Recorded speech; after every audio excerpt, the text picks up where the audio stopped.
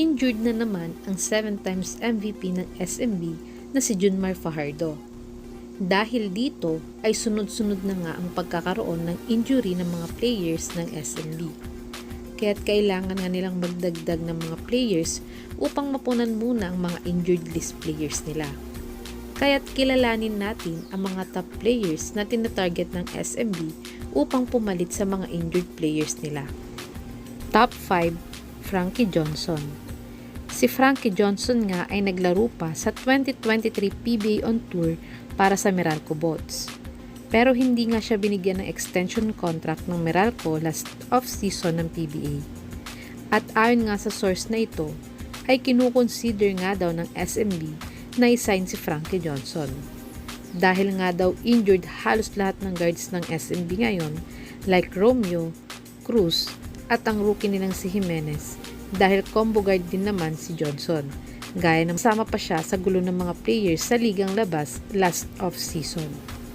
At ayon nga sa reports na ito, ay dahil nga daw 2 months na mawawala si Maserman Vic Manuel at nasa reserve list din si GP Faundo, ay ne-explore nga daw ng SMB ang kanilang options kung pwede nilang isign pansamantala itong si JR Kinyahan. Si Kinyahan ay nag-average ng 11.7 points, 4.4 rebounds, 2.4 assists, at 0.9 blocks per game last PBA 47 Philippine Cup. Top 3, Aljon Mariano. Si Mariano nga ay kaka-release lang ng Ginebra sa free agency. Ito ay dahil nga sa pagbabalik ng captain nilang si Tenorio sa lineup ng Ginebra. Si Mariano nga ay isang unrestricted free agent ngayon at kahit sinong team ay maaari siyang kuhanin. At dahil nga madaming injured players ang SMB, ay pwede nilang kuhanin si Mariano pansamantala.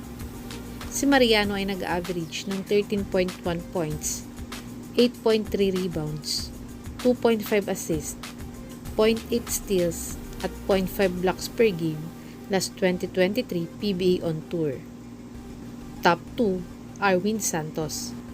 Currently naglalaro sa Pampanga Giant Lanterns itong si Spider-Man, isang team sa MPBL. At dahil kakatapos nga lang ng MPBL at ang team nga ni Spider-Man ang nag-champion, ay magiging free agent na naman itong si Santos. At ayon nga mismo kay Arwin, ay kung makakabalik nga daw siya sa PBA, ay sa SMB nga daw niya gustong mapunta. At kahit isang championship pa nga daw, ay sobrang okay na siya. Si Santos ay nag-average ng 5.9 points, 4.6 rebounds, 0.7 assists, 0.5 steals, at 0.3 blocks per game last 2023 PBA on Tour. Top 1, Robert Bolick. Si Bolick nga ay nakauwi na ng Pilipinas matapos nang ipa-terminate ang kontrata niya sa Japan B-League dahil lang sa family reasons. At ngayon nga ay free agent siya sa PBA.